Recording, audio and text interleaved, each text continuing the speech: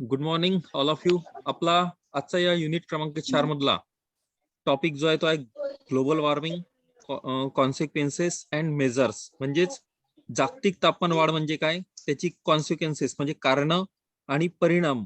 Consequences म्हणजे परिणाम आणि कारण सुद्धा इथं पाहायची, आणि मेजर्स म्हणजे त्याच्यावरील उपाययोजना ही सुद्धा आपल्याला या ठिकाणी इथे बघायची आहे. ग्लोबल वॉर्मिंगच्या संदर्भात, जागतिक तापमान वाढीच्या संदर्भात आपल्याला माहिती आहे की दिवसेंदिवस तापमानाचं जे प्रमाण आहे, ते तापमानाचं प्रमाण जे आहे ते दिवसेंदिवस वाढत चाललेलं आहे. आणि त्यावरूनच जागतिक तापमान वाढीची जी काही समस्या आहे, ती समस्या या ठिकाणी निर्माण झालेली आपल्याला इथे दिसून येते. आणि यावरूनच आपल्याला इथे हा जागतिक तापमान वाढीच्या समस्येबद्दल इथे जी चर्चा आहे, ती चर्चा आपल्याला या ठिकाणी करायची आहे.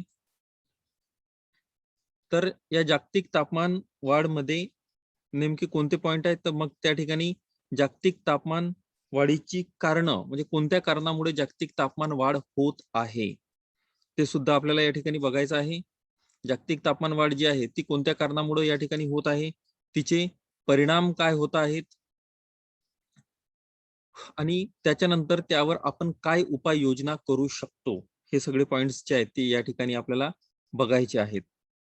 मग आता इथे बघा, हा पहिला इथे टॉपिक जो आपण इथे सुरू केलेला आहे ग्लोबल वॉर्मिंगच्या संदर्भात. आता जागतिक तापमान ही वाढ ही जे एक ज्वलंत समस्या आहे, बरोबर आहे. जे दिवसेंदिवस पृथ्वीचं वाढत जाणारं जे काही तापमान आहे, आणि त्या तापमानाचा परिणाम या पृथ्वीसोबतच संपूर्ण जीवसृष्टीवर म्हणजेच सजीव सृष्टीवर जो आहे तो त्याचा प्रभाव या ठिकाणी झालेला आपल्याला दिसून येतो. आणि तो प्रभाव आपल्याला इथे अभ्यासायचा आहे जागतिक तापमान वाढीच्या निमित्ताने. आता इथे बघा, आंतरराष्ट्रीय स्तरावर हा विषय जो आहे एक चर्चेचा विषय आहे. आणि जागतिक तापमान वाढीस हरितगृह वायू जबाबदार आहे, ज्याला आपण ग्रीन हाऊस गॅसेस म्हणतो. हरितगृह वायू म्हणजे काय, ग्रीन हाऊस गॅसेस, ज्यामध्ये CO2, carbon dioxide, methane, nitrous oxide, chlorofluorocarbon ज्याला आपण CFC म्हणतो, आणि त्याचप्रमाणे ओझोन वायूचा होणारा क्षय, डिप्लेशन ऑफ ओझोन आपण ज्याला म्हणतो, त्याला ओझोन वायूचा क्षय म्हणतो. त्यामुळे काय होते, या वायूमुळे पृथ्वी सभोवतालचे जे वातावरणात उष्णता वाढवण्याचं किंवा टिकून राहण्याचं काम हे वायू जे आहे ते करत असतात. कोणते, कार्बन डायऑक्साईड वायू, मिथेन, नायट्रस ऑक्साईड आणि क्लोरोफ्युरोकार्बन. या वायूमुळे काय होते, वातावरणात उष्णता टिकून राहते. आणि ओझोन वायूच्या क्षयामुळे काय झालेलं आहे की ओझोन वायूचा जो क्षय झालेला आहे, त्या क्षयामुळे सूर्यापासून येणारी जी अतिनील किरण आहे, त्याला आपण अल्ट्रा व्हायोलेट रेज म्हणतो, ते सरळ सरळ पृथ्वीवर या ठिकाणी पोहोचतात. त्यामुळे पृथ्वीवरील वनस्पती, प्राणी, मानवसृष्टीत असे विघातक परिणामास आपल्याला आज सामोरं जावं लागत आहे. आणि त्यामुळे जागतिक तापमान वाढीची, ग्लोबल वॉर्मिंगची जी काही समस्या आहे, ती समस्या उद्भवलेली आपल्याला या ठिकाणी दिसून येते. या जागतिक तापमान वाढीची जी काही समस्या आहे, ती समस्या या ठिकाणी उद्भवलेली आपल्याला या ठिकाणी दिसून येते. मग आता या ग्लोबल वॉर्मिंगच्या संदर्भात, आता या वाढत्या तापमानाचा परिणाम पृथ्वीवरील विविध घटकांवर झालेला दिसून येतो, ज्यामध्ये कृषीमधील पीक पद्धती आहे, त्याच्या उत्पादनावर प्रभाव झालेला आहे. हवामानावर परिणाम होऊन पर्जन्यावर त्याचा परिणाम झालेला दिसून येतो. बघा, मान्सून जो आहे तो मान्सून मध्ये अनिश्चितता आहे, अनियमितता आहे, नियमितता नाही. त्यामुळे भारतातील मान्सूनवर सुद्धा त्याचा प्रभाव झालेला दिसून येतो. वनस्पती, प्राणी यांची जी काही जैवविविधता आहे, या जैवविविधतेवर प्रभाव पडून अनेक वनस्पती आणि प्राण्यांच्या जाती ज्या आहेत त्या लुप्त झालेल्या आहेत. हवामान बदलामुळे ढगफुटी आहे, सुनामी आहे, वादळ आहे, यासारख्या ज्या काही समस्या आहेत त्या समस्या निर्माण होत असलेल्या आपल्याला दिसून येतात. तापमानवाढीमुळे काही भागात पूर परिस्थिती, तर काही प्रदेशात दुष्काळाची स्थिती सुद्धा निर्माण झालेली आहे. त्याचप्रमाणे या तापमान वाढीचा पर्यावरणावर ज्याप्रमाणे प्रभाव पडलेला आहे, त्याचप्रमाणे त्याचा प्रभाव आपल्या या जागतिक अर्थव्यवस्थेवर, सामाजिक आणि राजकीय घटकांवर, सोबतच आरोग्यावर सुद्धा याचा प्रभाव जो आहे तो जागतिक तापमान वाढीचा प्रभाव झालेला आपल्याला या ठिकाणी दिसून येतो. म्हणजे या प्रकारे ही जागतिक तापमान वाढ झालेली आपल्याला या ठिकाणी दिसून येते. आणि हा प्रभाव, जागतिक तापमानवाढीचा प्रभाव या ठिकाणी झालेला आपल्याला दिसून येतो. मग आता या संदर्भात एक एक टॉपिक जो आहे, एक एक पॉइंट्स जो आहे, जसं आता आपण या ठिकाणी म्हटलेलं आहे की जागतिक तापमानवाढी म्हणजे काय, ज्याला आपण म्हणतो की पृथ्वीचं दिवसेंदिवस वाढत जाणारे जे काही तापमान आहे त्या तापमानास आपण जागतिक तापमान वाढ म्हणतो. कारण की पृथ्वीचं तापमान म्हणजे संपूर्ण वैश्विक समस्या निर्माण झालेली आहे आणि ती वैश्विक समस्या म्हणजे संपूर्ण जगासाठी हा एक चर्चेचा विषय निर्माण झालेला आहे. आंतरराष्ट्रीय स्तरावर हा एक चर्चेचा विषय निर्माण झालेला आहे, जागतिक तापमानवाढ. मग जागतिक तापमानवाढ हिची जी कारणं आहेत ती कारणं कोणती आहेत, तर त्या कारणांकडे आपण या ठिकाणी आता वळणार आहोत की जागतिक तापमानवाढीची जी काही कारणं आहेत त्या कारणामध्ये कोणकोणत्या कारणांचा आपण या ठिकाणी समावेश जो आहे तो समावेश या ठिकाणी करणार आहोत. तर त्यामध्ये या जागतिक तापमानवाढीच्या कारणांमध्ये या ठिकाणी बघा, वैश्विक तापमानवाढीचीच म्हणजेच जागतिक तापमानवाढीची कारणं कोणती आहेत. आता इथे वैश्विक तापमानवाढीच्या कारणात विविध हरितगृह वायूचे प्रमाण आणि ओझोनचा क्षय यामुळे काय होते, तापमान वाढण्यास मदत झालेली आहे. आता ज्यामध्ये विविध प्रकारचे विघातक वायू जे आहेत ते वातावरणात मिसळलेले दिसतात आपल्याला.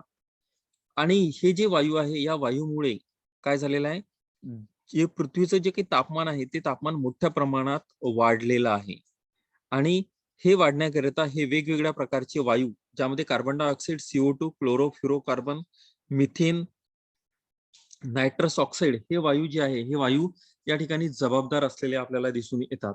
आता इथे बघा, मुख्यतः ज्वलनाच्या माध्यमातून CO2 वातावरणात पसरवला जातो, ज्वलनाच्या माध्यमातून.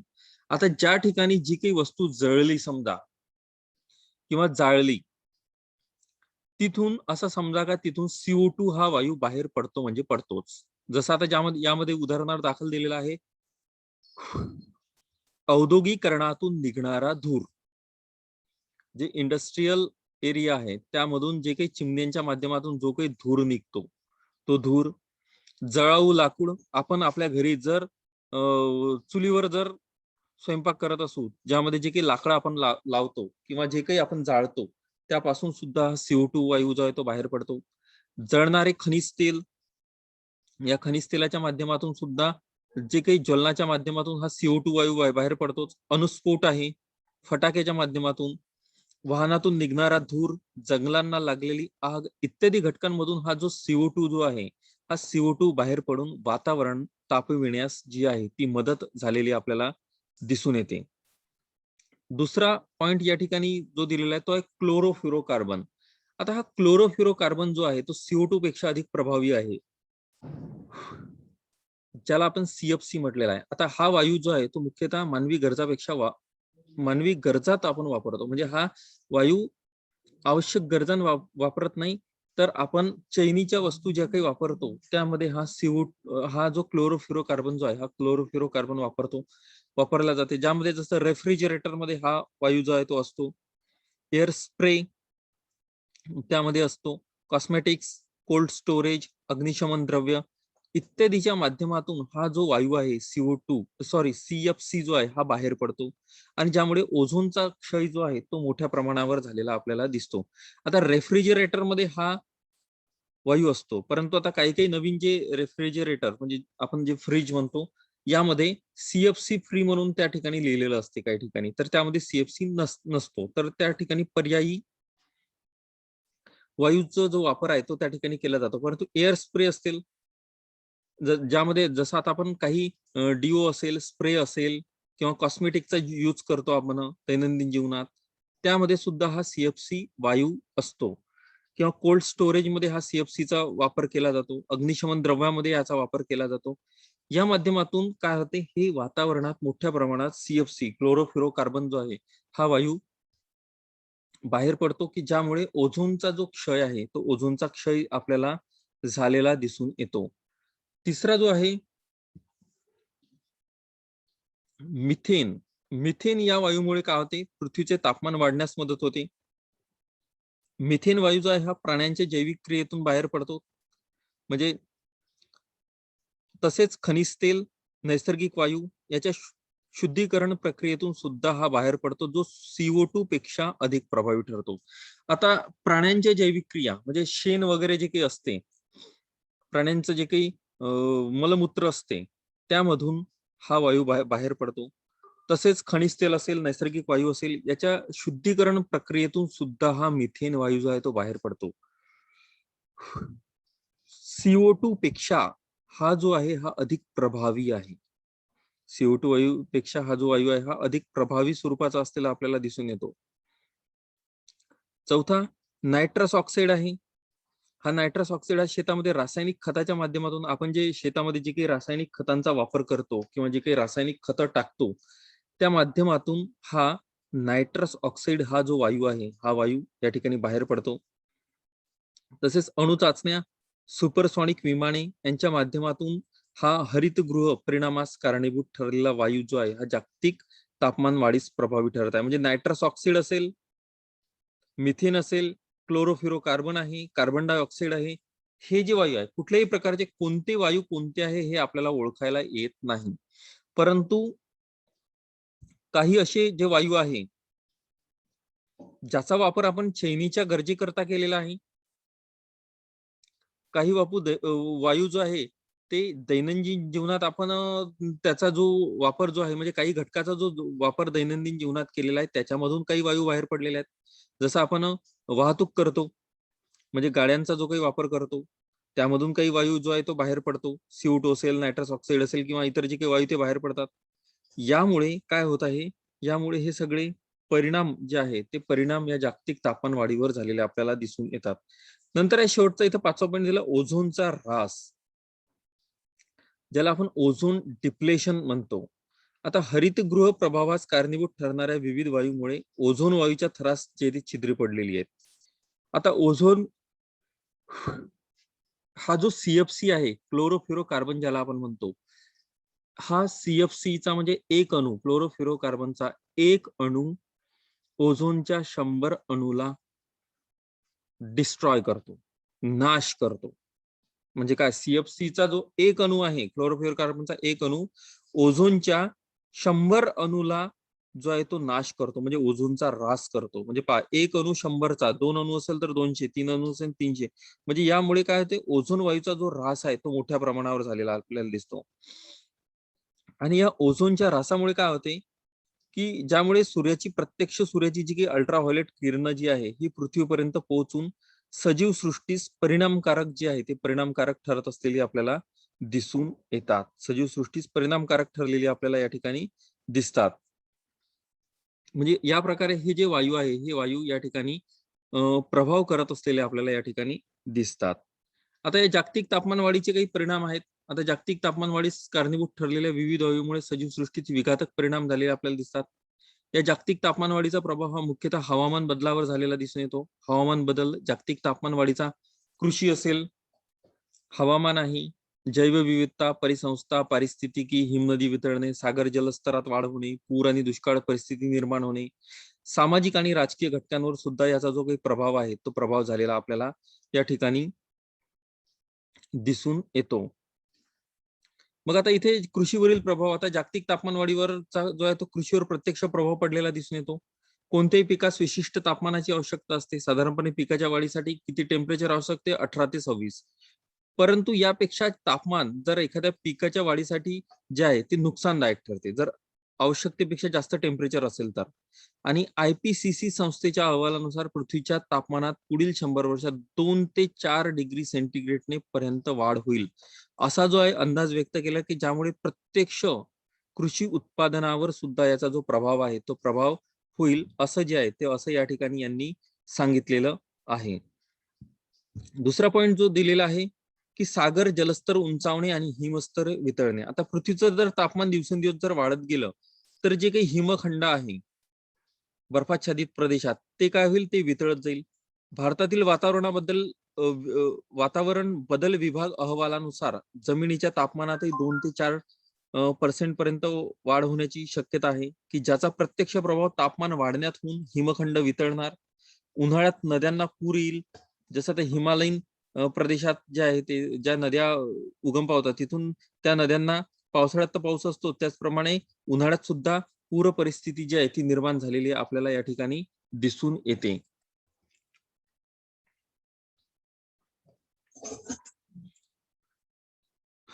आणि त्याचा प्रत्यक्ष प्रभाव जो आहे तो प्रभाव त्या हिमखंडावर सुद्धा झालेला आपल्याला या ठिकाणी दिसून येतो.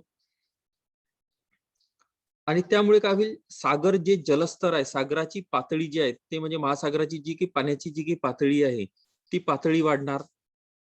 आणि त्याचा प्रभाव जो आहे तो किनारवर्तीय प्रदेश आहे. जसं भारताला खूप मोठ्या प्रमाणात किनारवर्ती भाग जो आहे तो लाभलेला आहे, तर भारतावर सुद्धा त्याचा प्रभाव होईल. जगातील जे काही बेट आहे छोटे छोटे ते सुद्धा डुबू शकतात. एवढी जर म्हणजे एवढा परिणाम जो आहे तो त्या ठिकाणी होऊ शकतो. त्याचप्रमाणे सुनामीचा प्रकोपही जाणवत आहे. सुनामी आपल्याला माहित आहे, कधी कधी सुनामी सुद्धा येत असलेली आपल्याला दिसते. आणि कारण त्या पाण्याचं सुद्धा प्रेशर जे आहे ते प्रेशर त्या ठिकाणी वाढत आहे असल्यामुळे. आणि या जागतिक तापमान वाढ म्हणजे या हवामान बदलाचा जो आहे तो प्रकोप झालेला आपल्याला दिसतो. हवामान बदल जे क्लायमॅटिक चेंजेस झालेले आहेत, त्या क्लायमॅटिक चेंजेसचा प्रभाव जो आहे तो या ठिकाणी झालेला आपल्याला इथे दिसून येतो. म्हणजे सागर जलस्तर उंचावणे आणि हिमस्तर वितळणे आणि सागर जलस्तर उंचावणे ही प्रक्रिया या ठिकाणी झालेली आपल्याला दिसून येणार. त्यानंतर आहे जागतिक तापमान वाढीमुळे भारतासारख्या देशात मोसमी हवामानावर प्रभाव झालेला दिसून येतो. आताच आपल्याला दिसून येतं की मान्सूनची जी आहे ती अनिश्चितता आहे, की ज्यामुळे मान्सूनवर अल निनो ला निना चा प्रभाव. आता हे जे आहे हे सागरी प्रवाह आहे, याचा प्रभाव जो आहे तो पॅसिफिक महासागरातील पेरूच्या किनारपट्टीवर याचा जो प्रभाव आहे तो जाणवतो. आणि तिथून जे वारे आपल्याकडे यायला पाहिजे ते वारे येत नाही, तर उलट दिशेने त्या ठिकाणी वारे जे आहे ते वाहायला सुरुवात होतात.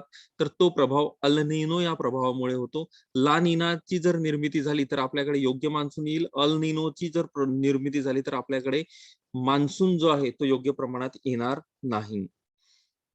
याचा प्रभाव त्याची वाऱ्याची दिशा, वायुदाब यावरही प्रभाव पडलेला दिसतो. तर काही प्रदेशात जे आहे ती दुष्काळी परिस्थिती निर्माण होईल, तर काही ठिकाणी पूर परिस्थिती येईल. एखाद्या ठिकाणी मोठ्या प्रमाणात जर पाऊस झालेला असेल तर त्या ठिकाणी पूर परिस्थिती सुद्धा निर्माण होऊ शकते. उदाहरणार्थ 2012 मध्ये आसाममध्ये पूर परिस्थिती, तर हरियाणा, बिहार, गुजरात येथे दुष्काळी परिस्थिती जी आहे ती दिसून आली. आधी हे काय होते, पर्जन्यातील अनियमिततेमुळे किंवा हवामान बदलामुळे याचा प्रभाव शेतीवर सुद्धा झालेला आपल्याला दिसून येतो. जर मान्सूनचा जर प्रभाव तो संपूर्ण भारतीय शेतीवर सुद्धा या ठिकाणी आपल्याला दिसून येतो.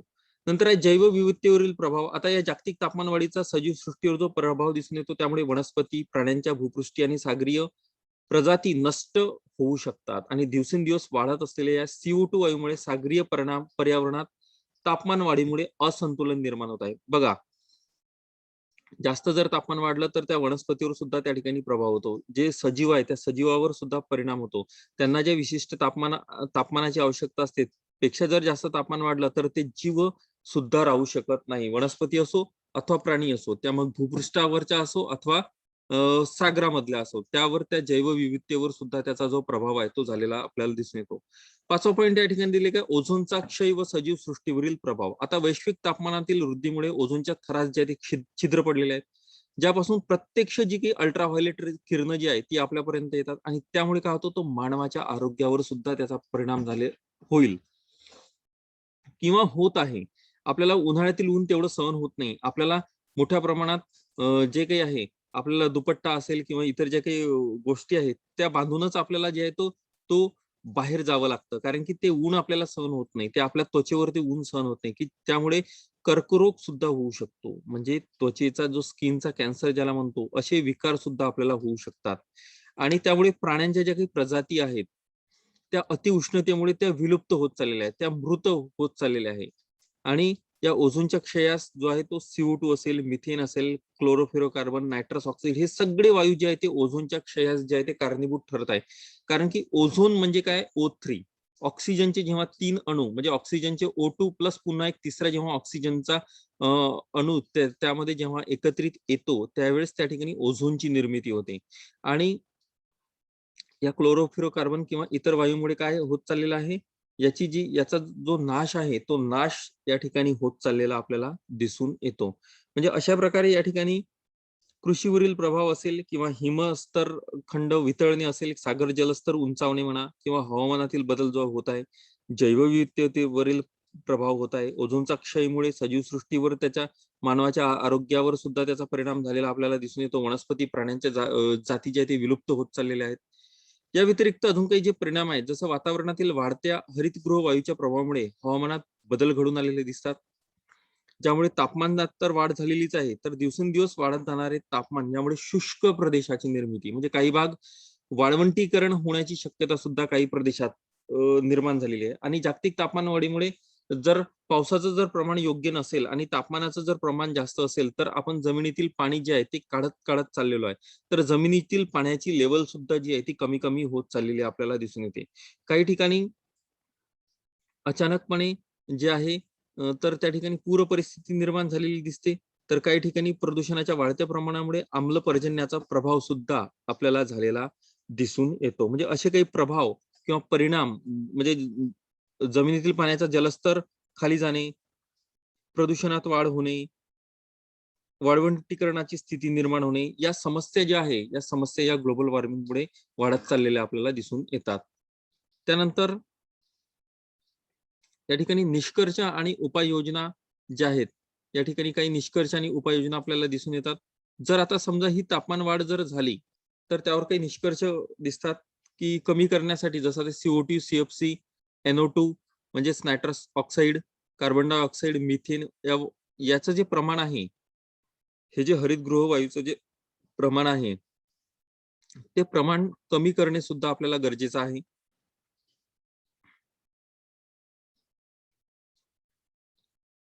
दुसऱ्या जंगलतोड जी आहे ते मोठ्या प्रमाणात होत आहे. ते जंगलतोड कमी करून आपल्याला जैवविविधतेचं रक्षण करून हवामान बदलास अपायकारक घटकास नियंत्रित करणे.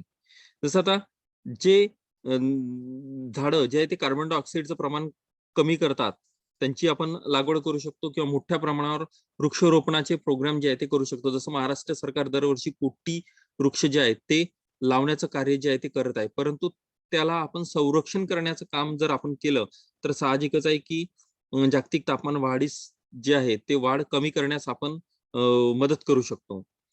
पर्यावरण रक्षणासंदर्भात प्रत्येक राष्ट्राने CO2 ची उत्सर्जन कमी करणे किंवा जे कार्बन उत्सर्जन जे मोठ्या प्रमाणात औद्योगिकरण झालेलं आहे जगामध्ये, त्या देशांनी जर काही ठरवलं की आपण कार्बन उत्सर्जनाचं प्रमाण कमी करावं, हे जर त्यांनी ठरवलं, तर साहजिकच आहे आपण या ठिकाणी जागतिक तापमान वाढ कमी करण्यास मदत करू शकतो.